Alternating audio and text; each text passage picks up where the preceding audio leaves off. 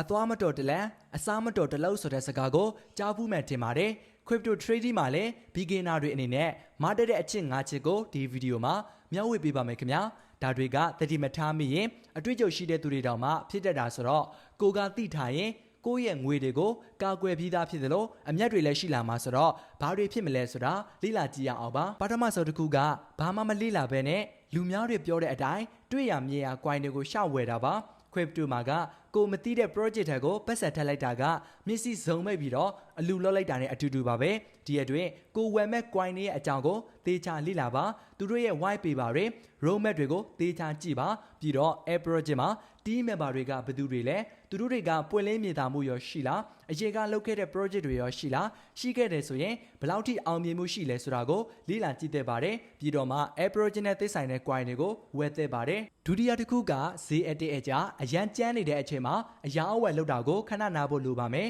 crypto ဈေးတွေကတခါတရံမှာဈေးအတက်အကျကျန်းတာကြောင့်ဒီအချိန်မှာခဏဝယ်ရောက်လုပ်တာကအခက်မသိရင်ကိုယ့်ရဲ့ပတ်စံတွေကုန်သွားနိုင်ပါတယ်ဘာလို့လဲဆိုတော့အရာအဝယ်လုပ်တဲ့အခါမှာ trading fee တွေရှိပါတယ်coin တွေဝယ်တာကလည်းအမျက်မကျန်ဘူးဆိုရင်ဆုံးရှုံးမှုတွေကများတဲ့ထက်များလာမှာပါဒါကိုဖြည့်ရှင်းဖို့အတွက်က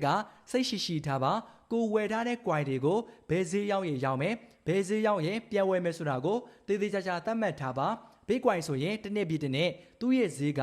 အမြင့်ကိုပဲတက်လာတာပါဒါကြောင့် crypto တွေကိုရေတိုကင်တာထက်ရေရှည်ကင်တာကပိုပြီးအဆင်ပြေနိုင်ပါတယ်စိတ်ရှိထားပြီးတော့အခြေကောင်းကိုစောက်တာကကျွန်တော်တို့အတွက်ကောင်းကျိုးတွေအများကြီးဖြစ်လာနိုင်ပါတယ်တာရီယာတစ်ခုကဆုပ်ရှုံးနိုင်ခြေကိုကြိုပြီးတွေ့ထားဖို့လိုပါတယ် crypto trading မှာ risk management ကကျွန်တော်တို့ရဲ့ပတ်စံကိုကာကွယ်ဖို့အဓိကကျပါတယ်ဒါကိုဘယ်လိုလုပ်ရမလဲဆိုရင် trading လုပ်တဲ့အခါ stop loss ကိုအသုံးပြုပါဒါကကျွန်တော်တို့ရဲ့ဆုပ်ရှုံးမှုကိုကတ်သက်ပေးနိုင်မှာဖြစ်ပါတယ်ပြီးတော့ကိုပတ်စံထဲကနေပြီးတော့ coin တွေကိုဘလောက်ပဲဝယ်မယ်ဆိုတာမျိုးကိုသတ်မှတ်ထားပါဥပမာအနေနဲ့ကျွန်တော်မှာရှိတဲ့ပတ်စံရဲ့ 1% 2% လောက်ကိုပဲအရာအဝယ်လုပ်မယ်ဆိုတာမျိုးပေါ့ကျွန်တော်တို့ကဆိုရင်ရှိသမျှပတ်စံအကုန်လုံးကိုကျွန်တော် crypto ဝယ်လိုက်ပြီးပါတယ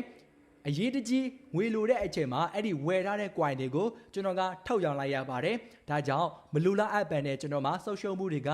များကြီးဖြစ်ပွားခဲ့ပါတယ်ပြီးသွားပြီဆိုရင်ကိုဝယ်ထားတဲ့ coin တွေကိုအမြက်ဘလောက်ရရင်ရောင်းမယ်ဝယ်မယ်ဆိုတာမျိုးကိုမဖြစ်မနေသတ်မှတ်ထားဖို့လိုပါတယ် trading မှာကစီကက်အတိုင်းလုပ်ဖို့ကအရန်အရေးကြီးပါတယ်အကယ်၍တောင်ကိုကအရန်လောဘကြီးပြီးတော့ဒီတိုင်းလေးပဲဆက်သွားနေမယ်ဆိုရင် social မှုတွေကမလူလား app နဲ့အများကြီးဖြစ်လာနိုင်ပါတယ်။နံပါတ်၄ခုမြောက်ကလူလိတ်တွေပါ crypto နဲ့ပဲမှာ project တွေကအခြေခဏအတွင်းဘာမှမသိဘဲနဲ့ဟိုးလေးတကြောဖြစ်လာပြီဆိုရင်တော့သတိထားရတော့မှာပါ။ဥပမာ X ဒါမှမဟုတ် Telegram လိုနေရာတွေမှာနေချင်းညာချင်းချမ်းသာမယ်တို့အမြတ်တွေအများကြီးရမယ်တို့ percentage တွေအများကြီးပြန်ပေးမယ်တို့စားတဲ့မဖြစ်နိုင်တဲ့ကတိတွေပေးနေပြီဆိုရင်တော့သတိထားရတော့မှာပါ။အဝေးကြီးမကြီးနဲ့ဗျာ။တစ်ချိန်ကအနည်းဆုံးမှရှိတဲ့အရန်ချစ်ပါတယ်။ထားမသွားပါဘူးလို့အကြိမ်ပြောနေတဲ့သူတော်မှထားခဲ့သေးတာပဲဟုတ်တယ်မလားနောက်ဆုံးနံပါတ်၅ခုမြောက်ကမဖြစ်နိုင်တဲ့မျော်လင့်ချက်တွေထားတာမျိုးပါဥပမာ crypto trading လုပ်ပြီးတော့နေချင်းညချင်းချမ်းသာဖို့မျော်လင့်နေတာတွေကအ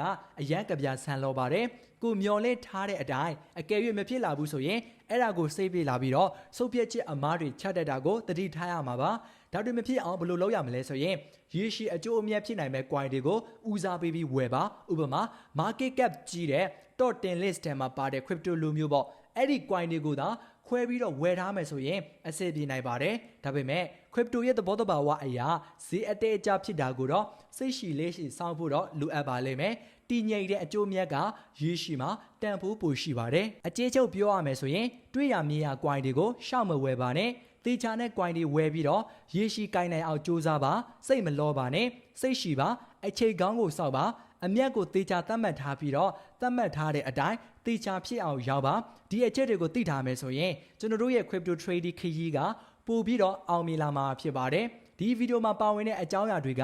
education purpose အတွက်ပဲဖြစ်တာကြောင့် crypto တွေအယောင်းအဝယ်လုပ်တော့မယ်ဆိုရင် DYOR လို့ခေါ်တဲ့ကိုယ်တိုင်လေးလာဆက်ဆက်ပြီးတော့မှတလည်းအယောင်းအဝယ်လုပ်ပါလို့အကြံပြုပါတယ်ညီကိုတို့အနေနဲ့ဈေးကြတုံးမှာ crypto တွေဝယ်ချင်တယ်ဆိုရင် Binance အကောင့်ရှိဖို့လိုပါတယ် trading လုပ်တိုင်းမှာ 10% discount ရတဲ့ referral code ကို description မှာထားပေးပါမယ်ညီကိုတို့အတွက်ဒီဗီဒီယိုကအကျိုးရှိတယ်ဆိုရင် like ကလေးနဲ့အားပေးခံနိုင်ပါတယ်နောက်တဲ့ဒီလိုမျိုးဗီဒီယိုတွေအများကြီးလက်အောင်မှာဖြစ်တာကြောင့် channel ကို subscribe လုပ်ခဲ့ပေးဖို့မမေ့နဲ့နော်နောက်ဗီဒီယိုမှာတွေ့ပါမယ်ခင်ဗျာအားလုံး thank you ပါ